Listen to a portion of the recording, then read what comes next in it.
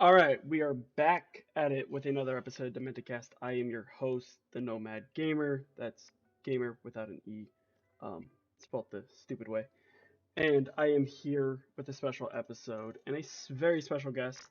If you follow me on Twitter, you see us interact quite often, and we've been hinting at some things. Not here to talk about that today, because I don't know if we should. Uh, but I am here with ADP Sketches, aka Aaron Perry. Aaron, how are you doing? I'm hanging in there. It's hot, sticky weather in Savannah, but you know what? We're hanging in there. Good things are happening. Manifesting, making things happen. Right on, right on. So I haven't done an episode since June. I've been working some things out, and I wanted to bring somebody on to talk to, and I thought who better than you because you are somebody who has been killing it at your art and getting big W's and manifesting things. And so I wanted to bring you on and just talk a little bit about you and how you kind of got into art and how one goes about navigating that world. And so I kind of want to start off, let the people know who you are and kind of what you do. All right. As Nomad Gamer stated earlier, my name is Aaron Perry, aka ADP Sketches. Um, I am a freelance art director slash illustrator. I have done work for Universal, Maybach Music Group, um, Motown Records, uh, Gorilla Arts Inc. I've done a lot of work for people. I've done a lot of work for rappers. Mickey Fax, definitely most notable. I got something coming up with A Plus and Pep Love from Hieroglyphics. Hopefully that will come out. I'm excited about that. Um, I constantly put out work, so you'll often see my work, and hopefully it will be mainstream, and hopefully the project that we got coming up will develop There's into there's something. there's some heat there. I think I tweeted it out that like it's some of my favorite writing I've done for something before. So uh, all I'll say on that project is he had an idea for something, and I'm helping him see it to fruition, and it's got me thinking of some really fun ideas. So, uh, but I think you buried the lead on like, let's be honest, the number one group you've worked with is Gaming Illuminati. Let's be real. Yeah, I love gaming Illuminati. It's actually one of my favorite full circle moments. That was actually one of my favorite projects. I actually got contacted by Chaos. Shout out to Chaos. And he was sharing me ideas, and he had an idea of doing a Ghost in the Shell type project, and I was getting him hip to the manga, and I was like, "Are you sure you want to? Because you can get creative with the manga type thing." And we were just cracking jokes on that, and I did research on all the members. Like, if you look at the design that they have, I did research on all of them. I watched all their videos. Some of them I've been watching even before I got into the art game, and a lot of them, it was an opportunity that was fun. It was something that was an experience, and hopefully I get to work with them again because it's always fun interacting with them on Twitter. It's always fun seeing them wear my design, their clothes. It's always something that is fun, and I always see art as fun. It's never worked.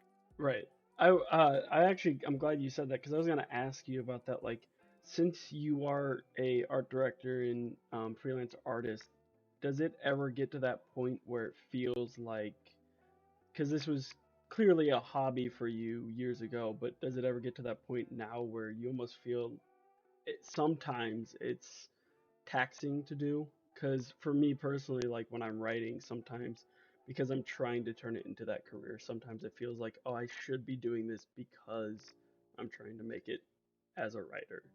It almost doesn't feel like you're just doing it because you enjoy it. So with that, I would say it can be taxing sometimes. Like if your heart's just not in it, and sometimes I just take a break.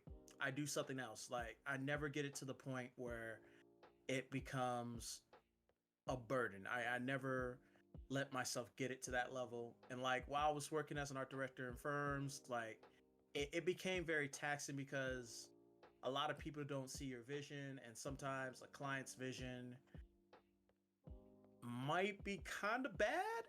But I mean, like to each his own. I mean, like people's creativity can go into levels that have already been done, or it just goes into weird territory. I remember having this client with a very complicated name, and she wanted to do designs on big girl clothes, but it was like it wanted to be Gucci, but then it wanted to be Marc Ecko, and it So a was lot just of like, weird like things that kind of just didn't meld, and it was just too many ideas being thrown into like the mixing pot essentially. yeah, it's too many cooks in the kitchen. You ever seen that? Yeah.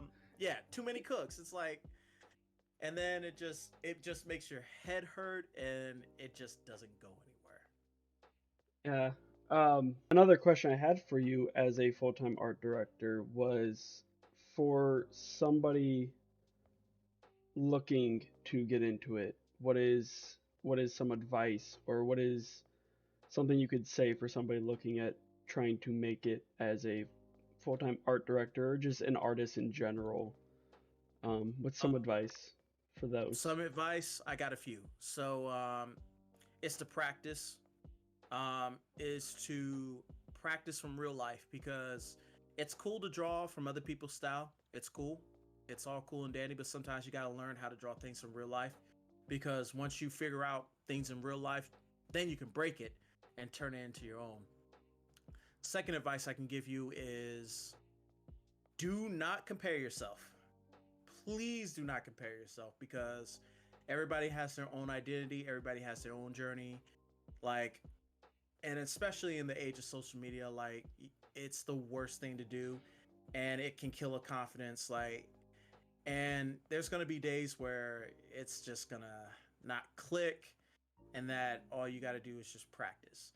Always practice, practice, practice, and always be, well, I would say have a thick skin, and always be wary of feedback. I will always say that too, because art the art game can be cutthroat. I got plenty of stories on that. We'll get to that because Yeah, no, I definitely want to hear some of those now. oh, um, I got plenty. to your point about like not comparing yourself, um, this might just be me personally with like my own writing, but like I don't know if somebody else would struggle with this, but looking at other people's work, um, maybe not so much as comparing yourself, but like using it as inspiration. Um, what has been some of your biggest inspirations for your art? Because you have a very colorful and very cartoony art style, um, and you use a lot of very bright and vibrant colors. Even like some of your work, where I was looking at earlier today, there was one where I believe his like skin was coming off in pieces and like revealing the skeleton. Like even stuff like that, it's still very bright and colorful and feels almost whimsical. So what were kind of some of your inspirations for finding that voice for Oh, your art? my biggest inspiration is definitely Fletcher Studios. The cartoon in particular is Swing You Sinners, and that cartoon is in black and white. And if you watch it, it's just an acid trip, and the shapes and how everything is so creepy, and everything just changes, and it gave that, it gave a story that was relatable to me, because I can relate to some of the characters. I always had that fear. And my second influence is the Iron Giant. I I remember seeing that movie when it first came out in 1999, and I remember going out of the movie theater telling my mom, "I want to do that." And my mom gave me a very mom answer. We always get that mom answer. We don't like it, but it was kind of like, okay, yeah. Right. And And another third influence, I would say, Neon Genesis Evangelion. I will never stop praising that anime of how colorful it was. You could see a lot of the uses of color and some of the dynamic shots. Like it just was so inspirational. Like Hideaki Anno's vision is just an amazing experience. I think the last one. I think I got one more. I think it was Street Fighter Alpha, the movie. You ever seen that? I don't think so. Um, the movie is average, but stylistically it is great. Like there's this one scene when the main character Ryu meets Akuma, and how well shot that was. It's one of the best shots in the movie. I need to show you that sometime. But it's just the colors, how it sets the mood. It just gives you the vibes. I'm gonna have to check that out. What was it? Street Fighter. Street Fighter Alpha, the movie. It's free on YouTube, so you can see it on YouTube. All right, I'm gonna have to add that to my list. Um, Backtracking a little bit here, going way back for you, was drawing and illustrating always something that you were drawn to? Have you always been sketching and stuff, and so it was just a natural progression for you to go into that field, or was it something that hit you one day, maybe when you were like 14 or something? Because for Well, I me personally, that's how like writing was. It like hit me very early, left me for a while, and then just came back when I was a teenager. so with drawing, for me, I've always been drawing. I never took it seriously until I went to high school. And with me, drawing was always punishable. I will always get in trouble in class. They will say it's distracting, and it wasn't until I made it to high school and there was this scene girl. You know what a scene girl is, right? Yep, Yep. I met a scene girl and I fell for her hard, been and there. I was like just drawing, trying to impress her. And just being a teenager, you don't know what you're doing. You don't know how to process all this. Right. And after that, I I got in trouble one time when I was in class, and I got sent to the counselor. Her name was Tasha Dykes, and she was the first person that actually encouraged me to make it a career. And so with that, it actually became a natural progression. And then I went to Virginia State University, and I met two very important people. One is illustrator Mina Khalili and Professor Ondo. And with Miss Khalili, I mean Mrs. Khalili, my correction, Mrs. Khalili, she taught me that this art thing was not a game. It takes blood, sweat, and tears.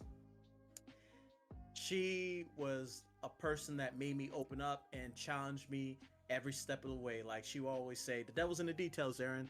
Devil's in the details, Aaron." Like I will never get that Oh, out of my head. don't say that line. I have like bad PTSD because of WandaVision with that line. Oh, but yeah, like she will always tell me that, and it's always one of those things, and I truly appreciate that because she made me craft those skills. And when I first started, I was terrible, but then I got good. And then going to Mr. Doe, imagine Wolverine and Buddha and Tenzin in one person. And so he will always turn drawing into almost like a philosophical idea. It was more of a thinking statement. It was more of a philosophy rather than just a hobby. And that's how I was able to get my approach to drawing and just develop as an artist. And after that, it was on like Donkey Kong after that. It, I developed my art style over the years, and as we go on, I'll tell you how my initial art style came out as we go along. Yeah, there was a thing I wanted to kind of piggyback off of there when you were talking about how he made it kind of a philosophical question while drawing.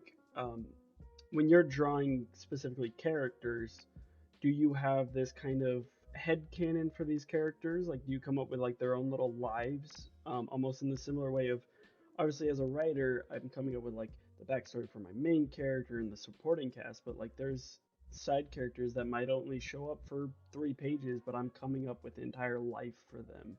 Is that kind of um, playing into your drawing as well, where you're it's in the character's design and everything, there's a reason why they look the way they do, they act this certain way. Yes, a lot of the times they're based off real people, real situations. Um, my drawings often state an opinion or an idea that I always have, and I just don't have the guts to say it because sometimes, Twitter, social media, it can be the wild wild west, and Yep. sometimes if you say in the art, you don't get canceled. You don't. People are more understanding when they see it visually, because when you see it on social media, people don't know how to communicate that well, and so with the characters, they all based off reality. And with that reality and knowing who these people are inside and out, what was said, what was not said, that gives me the opportunity to make it more whimsical and then break reality. Knowing reality and understanding reality, you can easily break it once you have that understanding. Interesting. Interesting. Um, what are what are some of the projects that you've done in the past that might be considered like your favorite if you had to pick one? I will consider my first big commission, which is with Maybach Music Group, with an artist named Issa Muhammad. And the story behind that particular one was that Issa Muhammad was a hip hop artist that was from Inglewood. And at the time, he was homeless.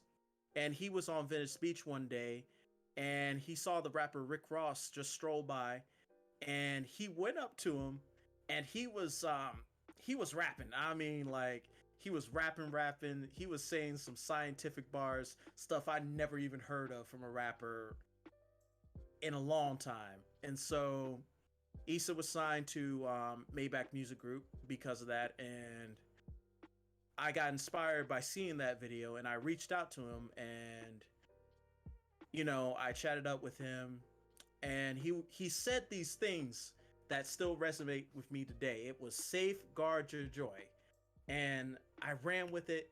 And 2 days later, I gave him an album cover, and it said "Safeguard Your Joy." And that particular art piece is still one of my favorites. It was on the front page of that Piff. I think it was on Double XL for a little bit, and I was like so happy. And I remember telling my friends that, and it was like, I was telling my mom, I made it on Double XL, mom. Ain't that shit cool? And my mom gave the mom answer, that's nice. Yeah, that's sweet, honey. And I was telling my friends and all that, and I think that was a personal favorite. Um, Another one that is a personal favorite was the Game and Illuminati one. I think that one was the most fun I had because now I took time of just doing research on all the members. The ones that I did extensive research on, I did research on Chaos, Siggy, JG, UX, the Don, Black, I just want to AR. interject really quick because you mentioned Siggy. Siggy follows me on Twitter, so that's cool. All right, I just wanted to boast a little bit. Yeah, Siggy is cool. Like he's a cool dude. You know, um, Nomad, GI Nomad, and let's see. I think I got everybody. I think I got everybody. If I miss anybody, my apologies. Ethos, But the Ethos, TBH. yes, I forgot Ethos and TBH, but those are automatic. But I tried doing research. I listened to everything they said in the past 2 years, and I use that as inspiration for everything. Like, if you look at the design, I made Chaos as a cockroach because he dressed up as a cockroach in one of his streams Yeah, with Aeon. I Yeah, didn't. I'm sorry, I didn't mean to interrupt you. I was just gonna say, like, I didn't know that was your work until earlier today when I was going through some of your work on your site, and I saw that specific image, and I remember I was like, that used to be Chaos's profile picture, and so I was like, oh, that's cool. I didn't even know you had done that for him. So I thought that was yeah. pretty cool. It was actually Chaos was like one of the first people that actually noticed my artwork when I was starting out. So shout out to Chaos because I probably wouldn't have reached an audience without Chaos. So shout out to him specifically. But back to the whole game in Illuminati, like with everything I did, like with Black and Aeon, I made them skulls because that was their whole brand. Yeah. And with TBH, I made him like a cyborg with a visor, with GI because he's the head cannon. And Hmm. with JG Dawn, I made him the giant pyramid in the background because he is not the de facto leader, but he is the man on the wall. He makes things happen with TBH, so that's why I always want to make sure each of them are represented well, and that with the Easter eggs, it's noticeable. Like they know what they're doing. Uh, that's really cool. Sorry, I just had a brain fart about what I was gonna ask you to follow up with the GI stuff. Um, it'll come to me. What to move into a different direction really quick while I try to remember that. How does one first start, like going about getting their work out there and like getting some of these deals that you've had, some of these amazing things? Like obviously with Chaos, he reached out to you, but for you personally, what was it like trying to go out there and put your name forward for the first time? Oh, well, for somebody that's starting out, it's based off of luck, and I will say that, you might go out with years not having any hits, and then everything happens all at once. I would just say put out your work no matter what it is. Like you never know who actually watches it. Like when I first started, I had little people watch it, and then I had people in Hollywood looking at it, and people ask me all these questions like, "Do you have a studio?" And I tell them I just work on Photoshop and just illustrate and just to work on your craft because it does take some time. Like it's not going to be an overnight thing, and it took years of waiting. Like I think it took me like maybe 5 years just to get to 600 followers on a certain social media network. So it does take time. It does take a lot of patience. And, you know, for me, it's not about the people, it's not about getting noticed. It's about if my art makes sense to me at the end of the day. Because at the end of the day, I'm the one creating it. The people just come and flock to it at the end of the day. Cool. So it's to me it sounds like, I mean, being a artist in this field is similar to being a writer in Hollywood where you may go and pitch five ideas in one day and none of them get hit, and then randomly a year later you try it one more time and boom, you have a success. So it sounds very hit or miss and very cutthroat to me. Oh, I got actually I got a story for you. All right. And I'm going to change names just so I can work with some of these people because this is actually a very reality. This was a moment in which I knew that it's part of the game and that I just had to live with it. So I was working on a pitch with a couple other people um, for a director in Hollywood. Um, Definitely one of my favorite writers in particular, and we had this pitch of a cop drama, and the drama is foods. And I remember being at the pitch meeting. We were all excited. The director was really cool. It was really cool to meet him, and he was really pushing it. And I remember one of the execs on the table said, "We have Sausage Party," and I was like, "Okay." And one of the execs said, "I kid you not, we had a movie of Edward Norton getting his back blown out at the end of the movie. If you've seen Sausage Party, you know Yeah. what I'm talking Yep. about." I've watched it once. And I watched it once. I got over. It ended. Credits rolled, and I was like, okay, never need to watch that movie again. yeah, and I was like, they were saying it was too similar to that, and I was like, it's a cop drama, but with food, not Right. whatever that was. And I was like, okay. And so, there was like, no. And I realized, at first I was frustrated, and then I realized that's just part of the game. It was just cool to interact with this director. And you can actually, for those that wondering about the pilot itself, I do have some artwork on that, two character designs that you can look at it, and you know, it was a fun idea. Hopefully, the writers that worked on it will bring it back one day, and hopefully, it will come into fruition in a different form. And I think with the idea, it's still relevant. Um, it's it's still a relevant idea. Moving on to something I wanted to ask about is Studio Henshin and kind of how that came apart working with them and that kind of whole background.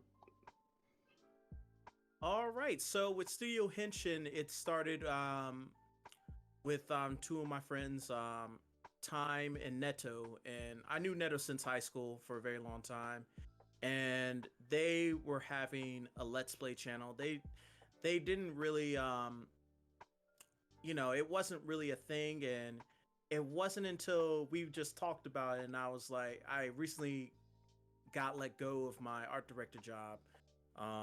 And I literally said, "Hey, I'm free. Maybe you need some art direction." So with Studio Henshin, they started to grow the ideas, and it was just a really good experience just hanging out with them because it was a Let's Play channel that was made off the basis of friendship. It wasn't like we weren't trying to get any views, and we were just cracking inside jokes about video games, and I was like, maybe I can draw that, and that just started my love affair of video games again. Because before Studio Henshin, I was kind of like in and out of video games because Mass Effect 3 maybe quit video games for a long time.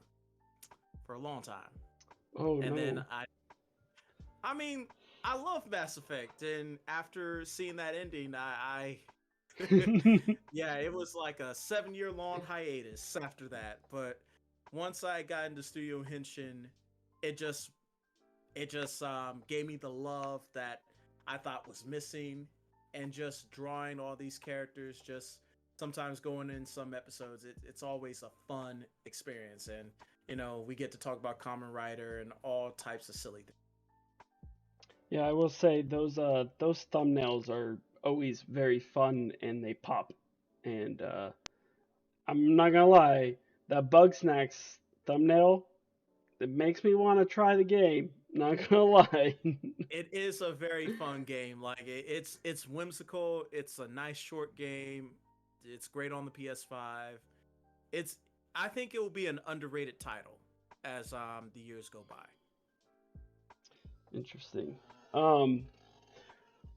So you've worked with a bunch of names and big names and done a lot in your career so far.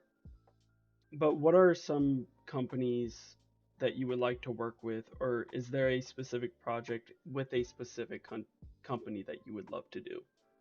Okay, this is gonna be a long list, but I'm gonna make sure I tell you to them. Hey, Um, you just spit them. okay, so I always want to work with Strange Music. I always want to work with the rapper Murs. I'm hoping that works out because I'm in talks right now. Hopefully that will work out. I would like to work in Cartoon Network. I would like to work with Erica Badu. I kind of sort of did, but with Motown, you know, I'm happy that I even got a shot for that. HBO, um, Avatar Studios. I really want to work with them on Hey, something. you and me both. What else? What else? What else? I mentioned Strange Music already. Game and Illuminati again, but this time it will be more of a mainstay, like in a more position, Yeah, more solid position. you're trying to get into that inner circle. Not just in the inner circle, like if you watch one of their videos, like with their inner circle, like they are friends first Hmm. and businessmen second. And I'm not trying to get into their inner circle. I want to be a part of the circle. Like people always try to get in and not understanding that it is a circle, not a dot on the spear. Right. And that's what people tend to miss the point when trying to join a company.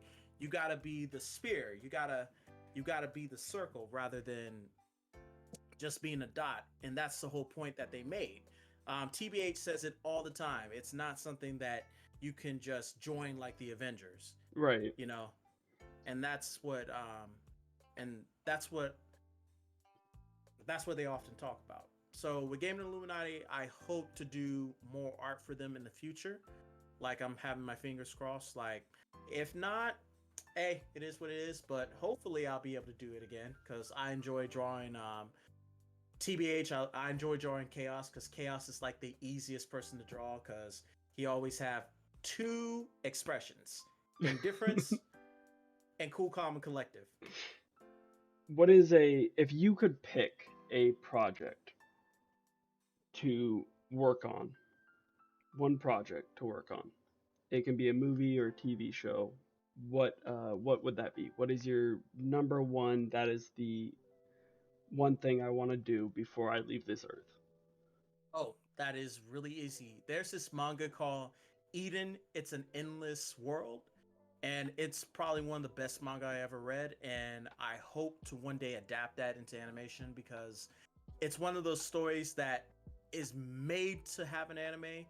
It's one of those things that has a complicated storyline, but it has characters that are memorable. The art is just breathtaking. The characters are just memorable. Um, just imagine Ghost in the Shell, Scarface, New Jack City, and Avatar: The Last Airbender put into one, and that's what you get. Wild. It is wild, but it is like it's an amazing storytelling. Definitely top five manga I've ever read. Top five easily. And if that doesn't pan out, then it'll be Goodnight Poom Poom. If you watch Game and Illuminati, you know how much that means to some of the members on there. It is a good slice of life slash psychological. It's one of those series that is one of the most surreal, I would say.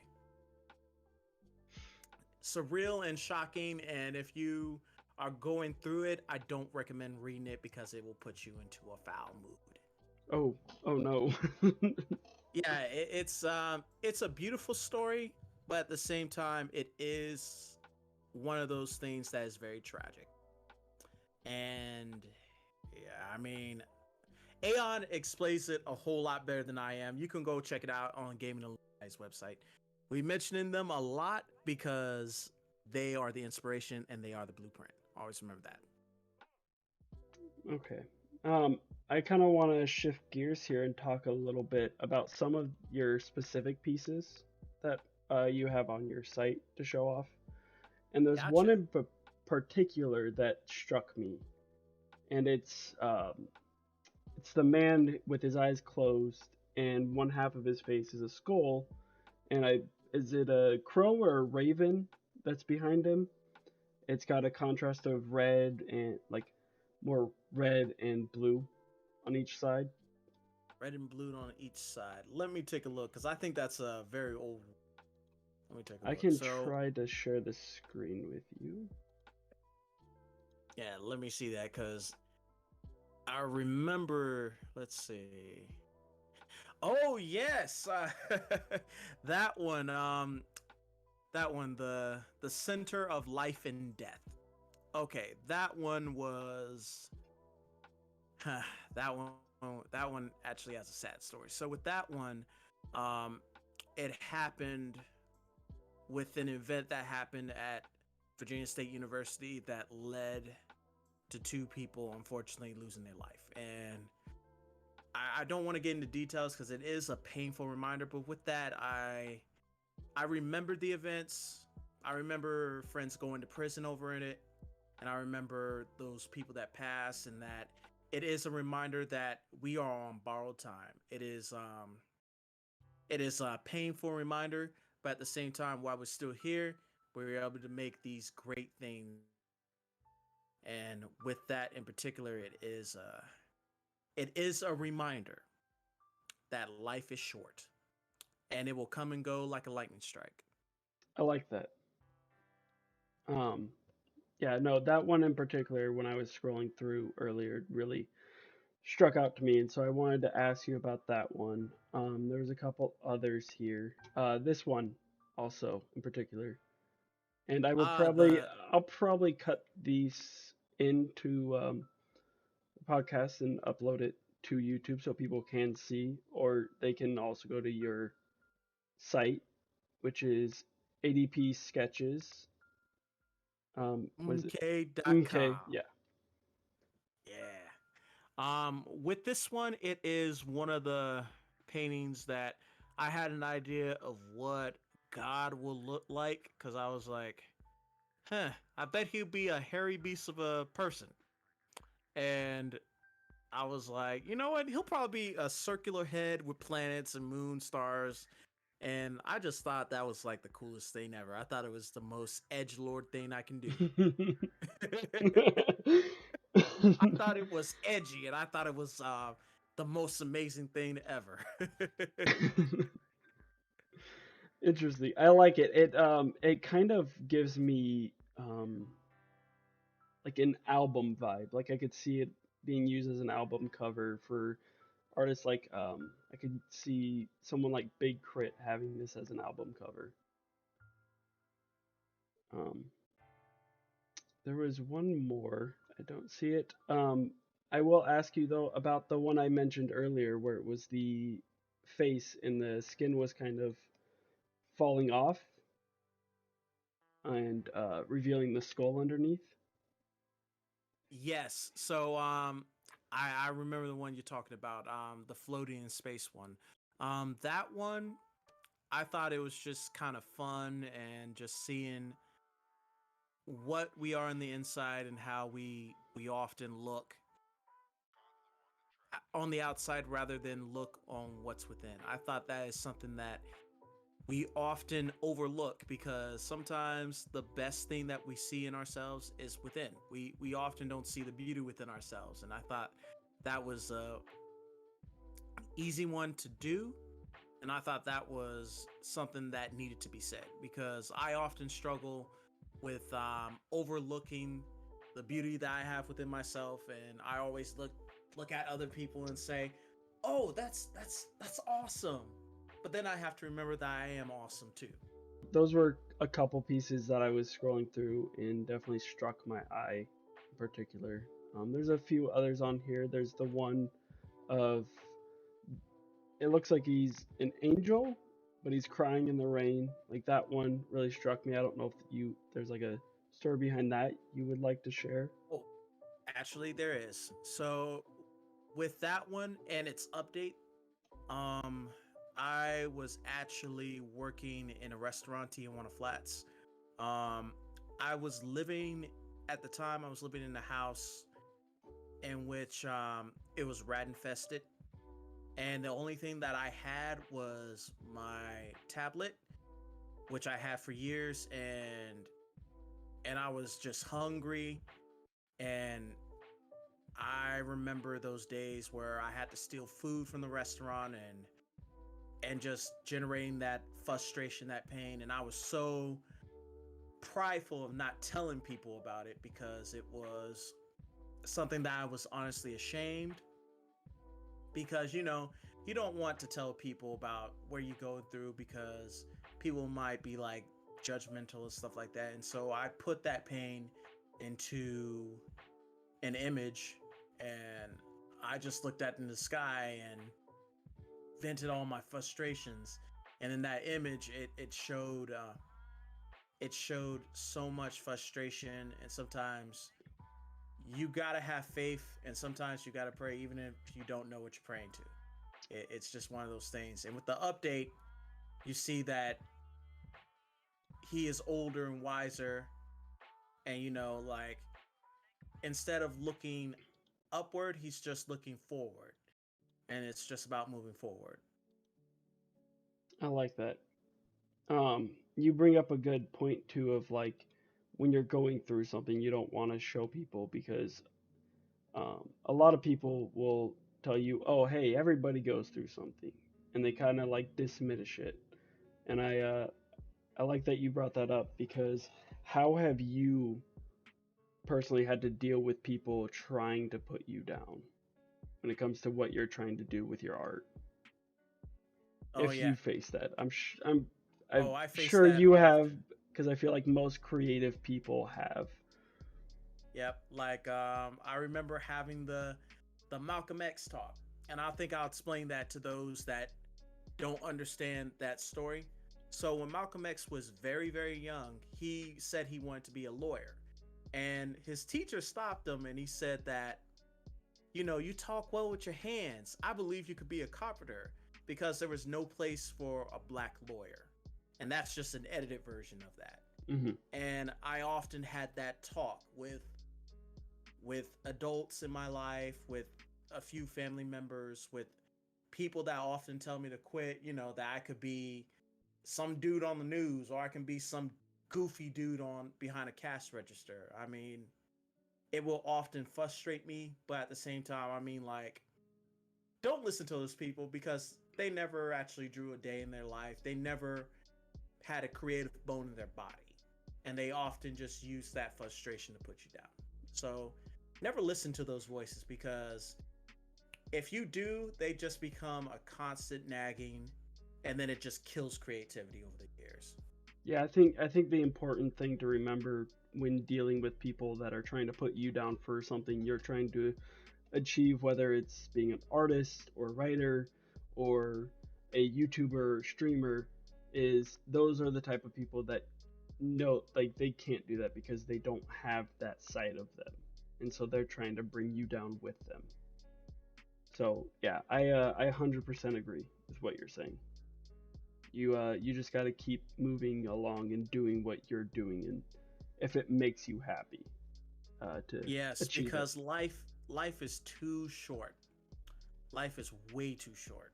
Like, it's way shorter than people think it is. And it's best to just do your best to be happy, because like, there's so many things in this world, so many people in this world that never had the chance to do what we both are able to do. Like, so many lives cut short. Imagine if artists like Basquiat was able to live into his 30s, 40s, and 50s. And now with his work being on the news, seeing Jay-Z put him on advertisements, making billions of dollars, I wish he was there to see it. Hmm. So that's just a reminder that to keep going, because you never know what people will appreciate your art. Like, if Jay-Z will appreciate somebody who's been gone for like almost 30 years, they can appreciate us while we're still here. Yeah, I think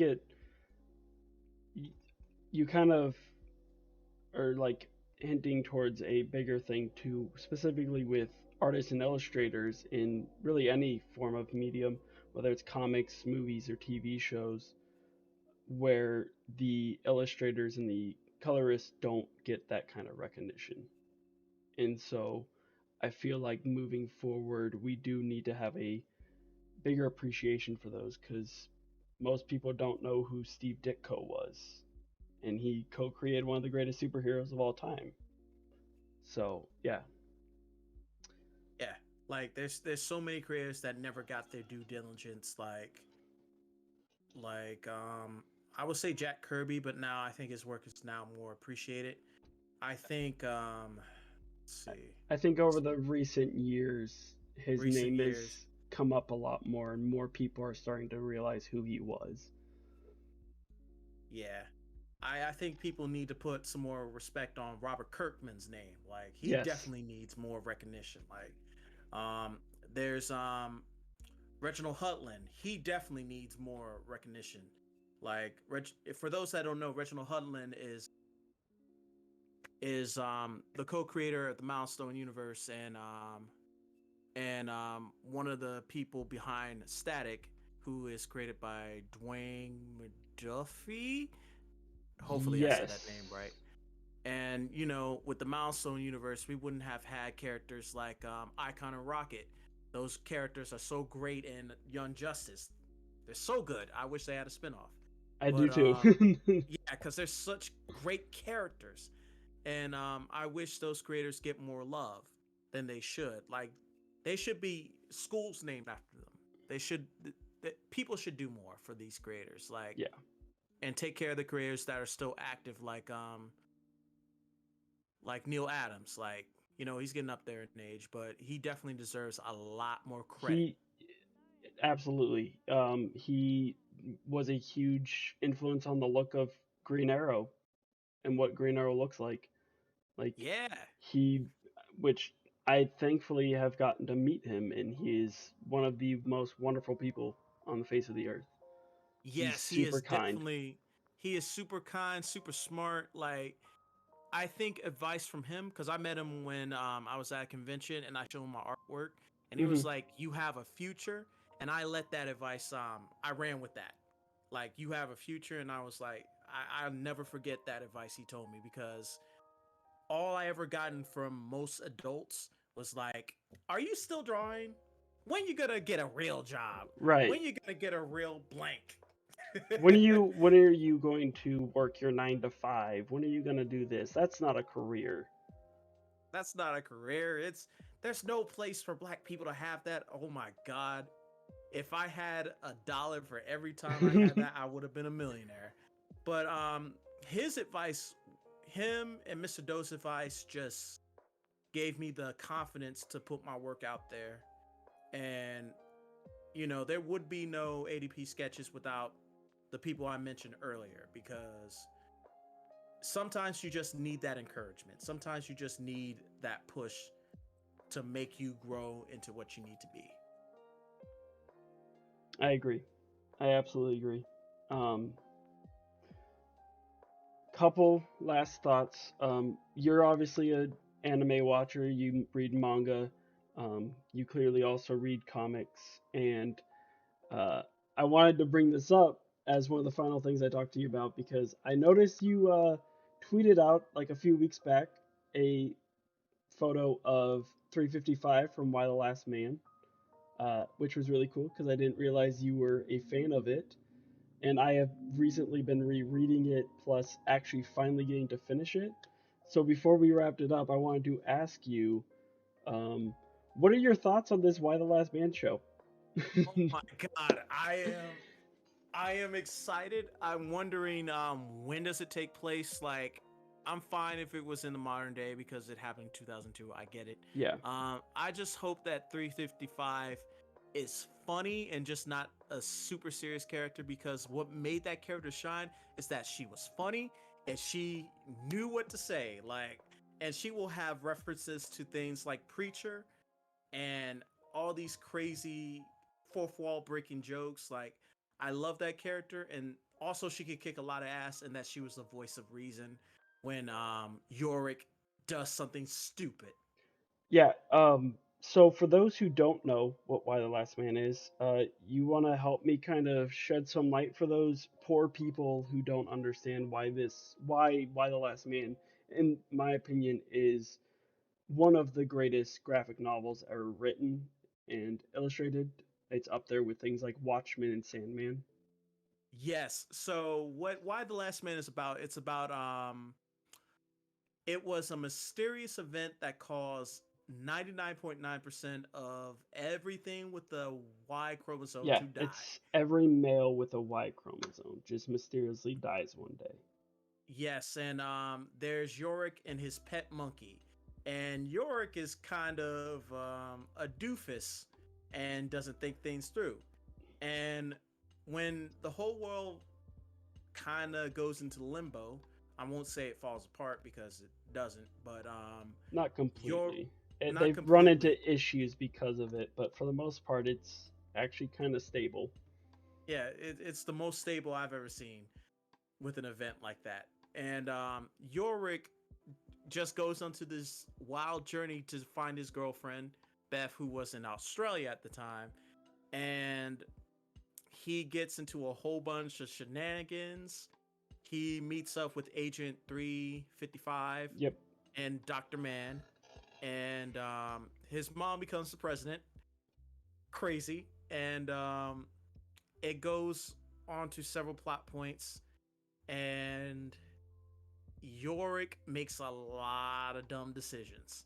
A A lot. lot.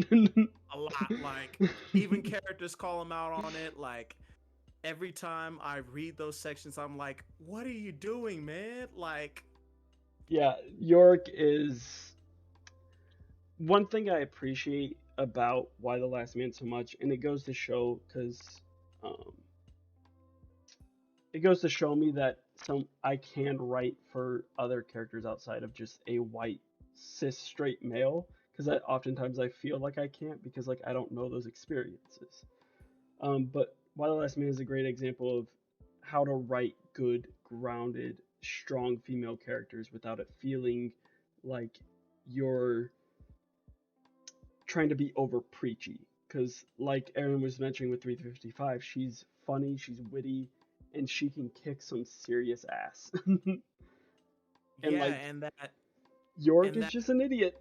yeah, Yorick is an idiot, and he doesn't grow up until towards the latter half in the series. And when you see that growth, it's built up. Like, the writer actually pays attention to what he's doing.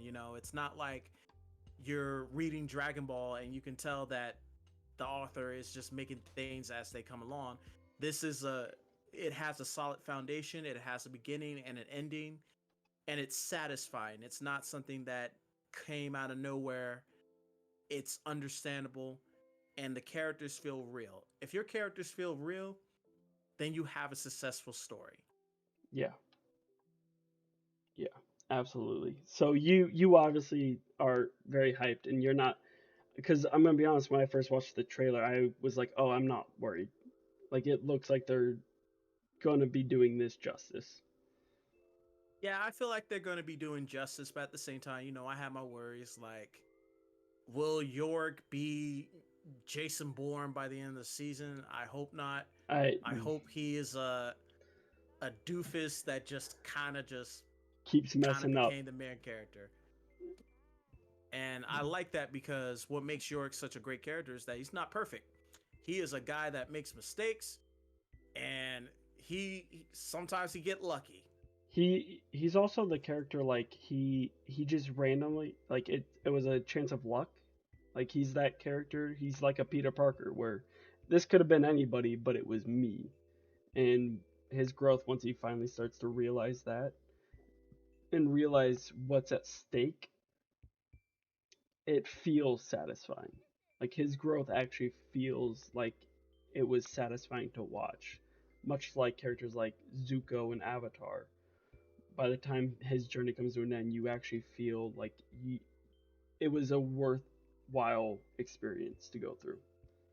Yes, and I hope that DC Comics, Vertigo, FX, I hope they treat the series with care because that's a series I also want to adapt. But you know what? I'm glad that we're able to see this come to fruition. So hopefully the show will be good. I'm hoping. If it's Two terrible, weeks. then 2 weeks. We have 2 weeks at the time of this recording. So hopefully it'll be good. If not, then I will just be on the internet and saying, I don't know about this one. I don't know about this one, Chief, and keep it moving. Right. They got 3 episodes. I give shows 3 episodes. So if it doesn't do anything and it's not it by the episode 3, I I don't yeah, I'm gonna probably drop it. Yep, the But 3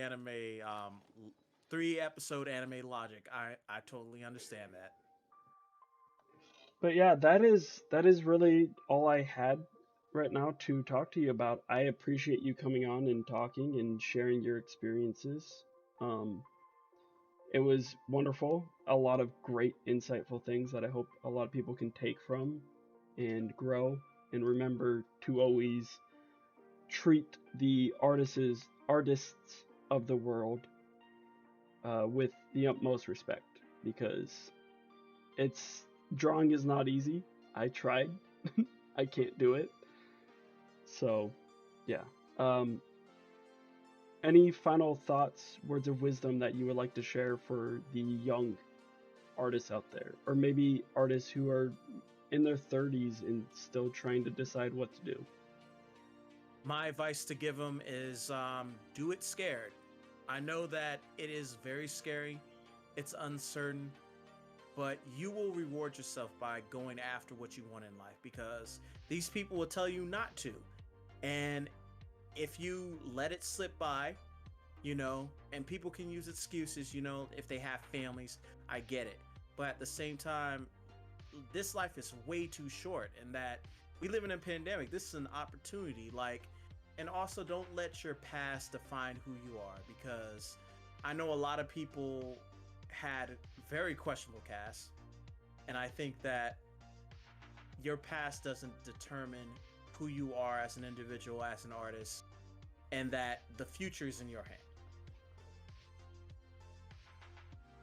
Excellent. Perfect. I was thinking about if there was anything I can add to that, and there's nothing. Uh, very excellently put. And drink water, and drink water too. Oh yes, stay hydrated. Um, oh, I thought of something. Like TBH said, because we keep mentioning GI. I don't know. Please don't play a drinking game while listening to this where you drink every time we mention GI members. You might die. But like Aaron was saying, um, and like TBH has said, you have to be uncomfortable to get comfortable. So get out of your comfort zone and just do it. Aaron, where Just can the? Oh, I'm sorry. Go for it. I would just tell people just do it. Don't second guess, just do it. Right on. Where can they find you on the internet? Okay, so on the interwebs, on Instagram, it's ADP Sketches K, like the South Park character. You can find me on Facebook if you type that in too. On Twitter, it's ADP Sketches MMK. Like, if you type it in, you'll find it. And I'm kind of wilding on Twitter, because Twitter is kind of like you hear the opinions, and you see me go through nerd rage, and you Hey, see me talking to rappers and adding them, and it's always fun. The Twitter's always fun and chaotic, but you get more insight on the artwork and give an idea of what's on my brain, and my brain is a chaotic mess. I always tell people that like I hate social media, but oh man, I love Twitter. I have a bad Twitter addiction. Oh, Twitter is so much fun. Like, sometimes you see celebs just act up, and sometimes you can't help but laugh. And sometimes you might see you. I think I meet a lot of clients on Twitter, because Twitter is just it's fun when it can be. Sometimes it can be terrible. um, so I mentioned it at the top of the episode, really quick before we actually do wrap things up. I mentioned at the top of the episode, if anybody listening follows me or you on Twitter, they've seen us very lightly reference some things. Um, is there anything you would like to hint at about it? Um, hmm. A light hint. I would say that the ideas that you have is something that is killer, and the sketches I have that I've shown publicly are pretty cool. That one of Isaiah is, it's nice. Oh yeah, Isaiah is such a cool character. I think that this character can really be inspirational to certain people, because Isaiah is based off of real people, and TBH, and I think TBH is definitely the perfect character to embody it, because he's somebody who can crack jokes, but somebody that has wisdom. Other than the jokes, it's wisdom, and I like characters that have that. Yeah, I think the important thing to remember is TBH doesn't his bio doesn't say who your goat considers their goat for just jokes, and he also is the internet's older brother. And I think that's what drew me specifically to that character as well. Yeah, and hopefully this will become, I wouldn't say like Avatar the Last Bender levels, but I think it can grow into something that will have a large fan base and that people will go to how people are going to Avatar today. I I've always said this, and I stand by it. If my writing makes it out into the world and it can help one person through a tough day, just one, I will have felt like I had done something. And so, as long as my work helps one person through a tough day, that is all I care about. And I mean, to be honest, that person could be me. Hey, that's true. Like, we often forget that we're doing it not just for other people, but for ourselves. Well, Aaron, it has been a fun time talking to you. Uh, you have given a lot of good insight, and I think there's a lot here that people can use to help them in their career, or just really no matter what it is. And I just want to thank you for coming on and talking with me for this hour. I appreciate it. Thank you for having me on. It has been an experience. It's great to talk about these things because I often just don't talk about how deep the art goes outside of an Instagram story here or there. So I truly appreciate that. And if you love the art, tell me. If you hate the art, tell me, because hey, Oh, I, I I hate enjoy it. I feedback. hate it, man. No, no, Hey, no. I could use a laugh, and then I have somebody to fry right after. So I'm gonna say I might need a new profile picture, one of me as either Zuko or Tenzin. Just saying. I've been thinking about it. I gotcha. I'll get you. I'll get you a drawing as Tenzin. But all right, you can find him on Twitter, Instagram. Is it all the same handle? ADP sketches. Mostly the same thing, but if you type it in, you'll find me. I'm not a hard person to find. Like, heck, I'm even on LinkedIn. So Go make sure to follow him. Check out his art. Support him, please. The dude's amazing. I reached out to him just randomly about a comic I have working on. So, and now it turned into this. So, and hopefully it can continue, and hopefully this show gets picked up. But yeah, you can follow him on Instagram, Twitter. You can follow me on Twitter at the Nomad Gamer. As for now, this has been Demented Cast. I will see you all guys next time. Peace.